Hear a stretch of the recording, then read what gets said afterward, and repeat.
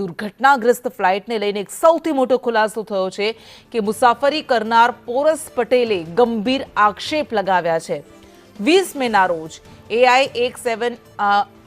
171માં પોરસ પટેલે મુસાફરી કરી હતી। અમદાવાદથી એઆઈ 171માં પોરસ પટેલ લંડન ગયા હતા અને પ્લેન ક્રેશ થયું એ જ પ્લેનમાં પોરસ પટેલે મુસાફરી કરી હતી। તેમણે કહ્યું કે 20 મેના રોજ ફ્લાઇટમાં ટેકનિકલ ખામી આવી હતી। ટેકનિકલ ક્ષતિને કારણે ફ્લાઇટ 2 કલાક ડિલે થઈ હતી। ટેક ઓફ વખતે એસી બંધ રાખીને ફ્લાઇટ ઉપાડી હતી। પ્લેનની હાલત ખરાબ હતી। પોરસ પટેલ દ્વારા આ ગંભીર આક્ષેપ લગાવવામાં આવ્યા છે। આ એ ફ્લાઇટ છે કે જે ક્રેશ થઈ ગઈ અમદાવાદમાં ગઈકાલે અને 265 લોકોના મૃત્યુ થયા। 241 મુસાફરો સહિત એ જ પ્લેનમાં એ જ ફ્લાઇટમાં પોરસ પટેલે 20 મેના રોજ એ જ પ્લેનની અંદર મુસાફરી કરી હતી અને તેમણે કહ્યું કે એ વખતે પણ એ મુસાફરી દરમિયાન પણ કંઈક ટેકનિકલ ખામી સર્જાઈ હતી। 4 જૂને જે થયું એણે આખા દેશને હચમચાવીને રાખી દીધો। એક ફ્લાઇટ ઉપડી લંડન જવા માટે, પણ ટેક ઓફની માત્ર 20 સેકન્ડ પછી એક રહેણાંક બિલ્ડિંગ પર ક્રેશ થઈ ગઈ।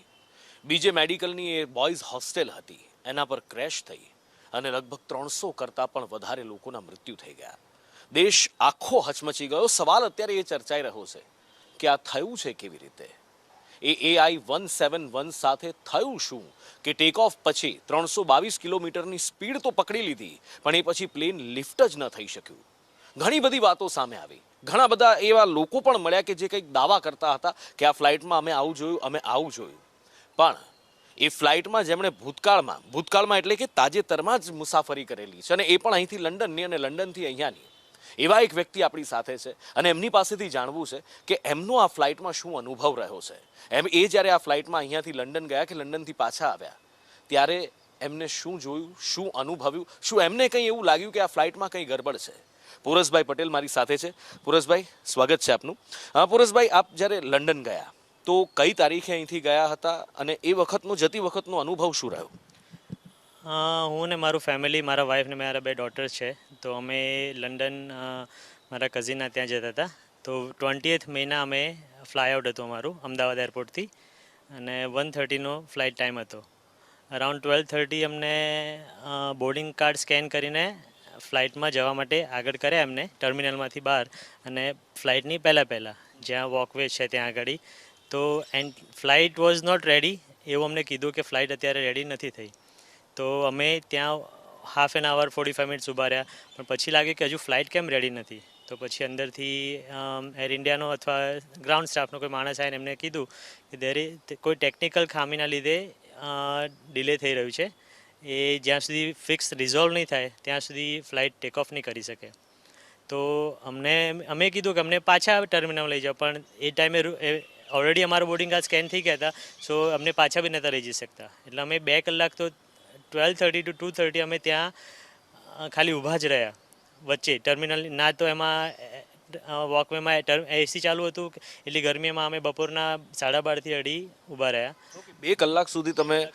અચ્છા, એટલે 2 કલાક સુધી ફ્લાઇટમાં કંઈક રિપેરિંગ કે વોટ એવર કંઈ? એ ટેકનિકલ ઇશ્યુઝ કીધું હતું, એટલે અમને એક્ઝેક્ટલી ડિટેલ્સમાં નહોતું કીધું એ ટાઈમે શું હતું, પણ કંઈક ટેકનિકલ ઇશ્યુઝ હતા, એને રિઝોલ્વ થયા એટલે 2:30 અમને ફ્લાઇટમાં લીધા। 2:30 to 3:30 સુધી અમે બેઠા, ત્યાં સુધી બધાને ઓબ્વિયસલી પેસેન્જર્સને બેસાડતા હતા। તો ત્યાં સુધી ફ્લાઇટમાં ફેન નહીં ચાલુ, એર કન્ડિશન નહીં ચાલુ, તો એટલે એમાં બી ગરમી બહુ જ થઈ ગઈ હતી। અરાઉન્ડ 3:30 ગેટ ક્લોઝ થઈને અમે નીકળ્યા, રનવે પર આવ્યા, ફ્લાઇટ ટેક ઓફ કરી, તો be about half an hour to 45 minute સુધી ઠંડક જ ફીલ નથી થતી, પછી ઠંડક થવા માંડી। પણ ઇન બિટવીન ફ્લાઇટમાં બી અમારા જે એન્ટરટેનમેન્ટ સિસ્ટમ કહે છે, જે સીટની પાછળથી હજુ, તો એ અમારા 4 સીટો હતી અમારી, તેમાંથી એક જ સીટમાં ચાલુ હતું। મારા 2 નાના ડોટર્સ છે, ચિલ્ડ્રન્સ છે, તો એ લોકોને તો 9 આવર્સની ફ્લાઇટ હોય તો તમે એન્ટરટેનમેન્ટ વગર તો કેમ નહીં થવાના। મેં એર હોસ્ટેસને કીધું કે ભાઈ કંઈક કરી આપો, એટલે પછી એમને બી કીધું કે ભાઈ એકચ્યુઅલી આ નોન ઇશ્યુ છે એર ઇન્ડિયાનો, અને ફ્લાઇટ એન્ટરટેનમેન્ટ ઘણી બધી સીટોની પાછળ નથી ચાલતા, એટલે એ લોકોએ અમને એ લોકોની વાઈફાઈથી અમને કનેક્ટ કરી આપી અમારા પોતાના ડિવાઇસમાં। બ્રિંગ યોર ઓન ડિવાઇસ કહે છે એ લોકો, તો એ ડિવાઇસમાં એ લોકો કનેક્ટ કરી, તો બે ડિવાઇસ ચાલ્યા તો એટલા થયા, પણ સેટિસ્ફાઈડ નહોતા અમે। એડિશનલી ખબર નહીં મારા વાઈફને એમની, પણ મારી સીટ બી રિક્લાઇન નથી થતી, સો ઇટ વોઝ સ્ટ્રેટ, એટલે એમાં બી એટલે આખી જર્ની જે અમારી હતી એ બહુ જ થાકી ગયા હતા અમે. રિટર્ન અમારી ફ્લાઇટ આવી 10th જૂને અમદાવાદ લેન્ડ થઈ મોર્નિંગ 9:30 તો એ ફ્લાઇટમાં ઇટ વોઝ ઇશ્યુઝ નહોતા કશા, ઇશ્યુ વગર અમે રીચ થયા, પણ અગેન ધ એન્ટરટેનમેન્ટ સિસ્ટમ્સ ને બધું તો સેમ જ હતું, વર્ક નહોતું કરતું. એટલે સેમ પ્લેન હતું જે ક્રેશ થયું એ જ. સેમ પ્લેન હતું એ. ઓકે. એની સાથે સાથે જ્યારે તમે ત્યારે ફ્લાઇટમાં જે એર હોસ્ટેસ અથવા તો જે ક્રૂ છે એ ક્રૂ ચીફ પણ તમારી પાસે આવેલા અને કંઈક વાત કરેલી? હા, એ એમના જે ક્રૂના જે મેં કીધું કે એમને આવીને મને એન્ટરટેનમેન્ટ સિસ્ટમ બતાવી કે ભાઈ મારા ફોનમાંથી ચાલુ થઈ શકે, એટલે એમને મેં કીધું કે ભાઈ આવું તમે કેમ ફ્લાઇટ આવી ઉપાડો છો જેમાં તમારા એન્ટરટેનમેન્ટ સિસ્ટમ નથી ચાલતા, એમ you should have this fixed. એટલે એમને કીધું કે એકચ્યુઅલી આ એર ઇન્ડિયાનો નોન ઇશ્યુ છે અને એ લોકો બીજી ફ્લાઇટ્સ રિપ્લેસ કરવાના within few months or some time they will replace this flight, because આમાં ઇશ્યુઝ આવી રહ્યા છે એવા એમને ખબર છે. ઓકે. એટલે ટેકનિકલ ઇશ્યુઝ પણ આવે છે અને અંદર વિધિન ધ ફ્લાઇટ પણ ઇશ્યુ આવે છે કારણ કે ફ્લાઇટ ઉપડી જ નહોતી શકી. અચ્છા, આપ એક પોરસભાઈ ફ્રિકવન્ટ ફ્લાયર છો, રાઈટ? તો જ્યારે પણ ફ્લાઇટ ઉપડતી હોય, ટેક ઓફ થતી હોય, લેન્ડ થતી હોય અથવા તો સ્મૂધલી જતી હોય તો આપણને ખબર પડતી હોય કે ના વ્યવસ્થિત ચાલે છે કે નહીં, ફ્રિકવન્ટ ફ્લાયરને ખ્યાલ આવતો હોય. જ્યારે ટેકનિકલ ખામી થઈ એ પછી જ્યારે ફ્લાઇટ ટેક ઓફ કર્યું તો એ વખતે તમને કોઈ ટર્બ્યુલન્સ આ તે અથવા તો કોઈ વાઇબ્રેશન્સ કે એવું કંઈ ફ્લાઇટની અંદર અનુભવ આવેલું? ના, એવું નહોતું થયું કશું વાઇબ્રેશન, નોર્મલ જ હતું. એ ટાઈમ જ્યારે ટેક ઓફ થઈ પછી નોર્મલ હતી. એ પહેલાં શું ઇશ્યુઝ હતા એ તો આપણને ક્લિયર નહોતા કર્યા એ લોકોએ. બે વાર એટલે ટૂંકમાં એ ફ્લાઇટ 2 કલાક સુધી ડિલે થઈ હતી. હા. અને એ બી તમે પછી ટેક ઓફ કર્યું, ટેક ઓફ પછી બી કદાચ એની અંદર એસી ને એ થોડા ઇશ્યુ હતા? એ ટેક ઓફ થયા ત્યાં સુધી હતા, અબાઉટ 45 મિનિટ્સ જેવું થયું હતું. પછી 45 minutes after take off take off પછી તમને કુલિંગ ફીલ થવા માંડ્યું.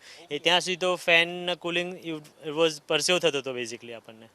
એટલે ટેક ઓફ વખતે એનું એસી કે વોટ એવર જે પણ હોય એ ફેન કુલિંગ સિસ્ટમ બધી એને બંધ રાખેલી?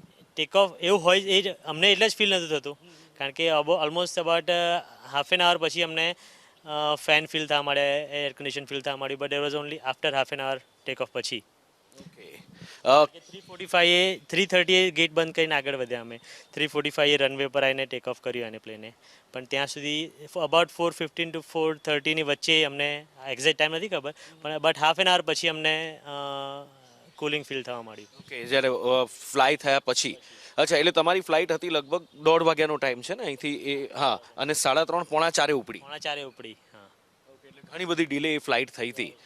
અચ્છા, એક 2 hour પ્લસ ડિલે હતી. 2 hour પ્લસ ડિલે. અચ્છા, એક બીજા બી તમારા રિલેટિવ્સ પણ છે જે આવી રીતે ફ્રિકવન્ટ ફ્લાય કરતા હોય અથવા તો ફોરેનમાં રહેતા હોય છે, તો એમના દ્વારા પણ તમને કંઈક જાણવા મળેલું કે આ ફ્લાઇટમાં ભૂતકાળમાં કંઈ થયું છે? એટલે એકચ્યુઅલી અમે આવ્યા એટલે ગઈકાલે આ બધું જો ફ્લાઇટ ક્રેશ છે એટલે એમાં કેટલી સચ્ચાઈ છે મને નથી ખબર, પણ આ જ ફ્લાઇટ અબાઉટ 1 month પહેલાં કે અરાઉન્ડ અપ્રોક્સિમેટલી એ પહેલાં કેન્સલ થઈ હતી same flight because of technical reasons, એવું મેં જાણવા મળ્યું છે. ક્યાંથી ક્યાંની હતી એ જાણવા મળ્યું છે? લંડન ગેટવેક વાળી. અહીંથી લંડન કે લંડનથી અહીંયાની? એ નથી શ્યોર આમાં. એવું એક જાણવા મળ્યું છે કે કેન્સલ થઈ હતી ફ્લાઇટ. અમારા ગયાના અમે 20 મે ગયાના અઠવાડિયા પહેલાં કે 15 દિવસ પહેલાં એની એમ અરાઉન્ડ દેટ ટાઈમ. ઓકે. એટલે હવે જ્યારે આવી રીતે જવું હોય તો કદાચ બીક પણ લાગે? 100%. ક્યાંય બી ફ્લાય કરવું હોય તો હવે પહેલાં ફ્લાઇટ જોવી પડશે કઈ ફ્લાઇટ છે. જો આવી જૂની કોઈ ફ્લાઇટ હશે તો ઇટ્સ હાર્ડ ટુ ફ્લાય એવું થઈ ગયું હવે. આમ જુઓ તો પ્લેનની લાઈફ પ્રમાણે કદાચ જુઓ તો પુરુષભાઈ 11 યર્સ એટલે એટલું બધું કંઈક એ ન કહેવાય એક ડ્રીમ લાઇનર માટે, કારણ કે આખા વર્લ્ડમાં ડ્રીમ લાઇનર ફ્લાય કરતા હોય છે. અચ્છા, તમે આ ફ્લાઇટમાં અને બીજી પણ ફ્લાઇટમાં જે ગયા હશો તો એમાં કોઈ ડિફરન્સ બીજો તમને કોઈ ફીલ થાય ખરો? હા, બીજો લાઈક આઈ સેડ કે ફ્લાઇટ ભલે તમે કહો છો કે 11 years થયા પણ ફ્લાઇટ લાગતી હતી કે જૂની હતી. 11 વર્ષ કરતાં પણ જૂની હોય એવું લાગતું હતું. અમે હું એમિરેટ્સમાં બી ફ્લાય કરેલું છે, એતિહાદમાં બી ફ્લાય કરેલું છે, એર ઇન્ડિયામાં બી બીજી ફ્લાઇટમાં કરેલું છે, આ નહીં પણ બીજી ફ્લાઇટમાં કરેલું છે. તો એમાં આવું ઇશ્યુઝ નથી સાંભળ્યા કે ભાઈ તમારા એન્ટરટેનમેન્ટ સિસ્ટમ બધા નથી ચાલતા કે 2-4 ચાલે છે અને નથી ચાલતા. ઇવન અમે જ્યારે રિટર્ન આવ્યા હતા ત્યારે બી મોસ્ટ ઓફ ધેમ અમે જોતા હતા, દેખાય તમને આ બાજુ તો બધાના મોસ્ટલી 1-2 છે ને છોડીને કોઈના ચંદા ચાલતા એન્ટરટેનમેન્ટ સિસ્ટમ. એટલે અને પ્લસ તમારી સીટ બી તમારે કમ્ફર્ટેબલ લાગવી જોઈએ તો એ બી નથી લાગતી. એટલે એવું લાગતું હતું કે ધીસ વોઝ લિટલ ઓલ્ડર, કારણ કે છેલ્લા 10-12 વર્ષમાં તો પ્લેનમાં બી શું થયું કે હવે યુએસબી પોર્ટ આવી ગયા છે ચાર્જિંગના, જ્યારે આમાં યુએસબી પોર્ટ હતા આમાં એકચ્યુઅલ પ્લગ ઇન પોર્ટ હતા. એટલે અમે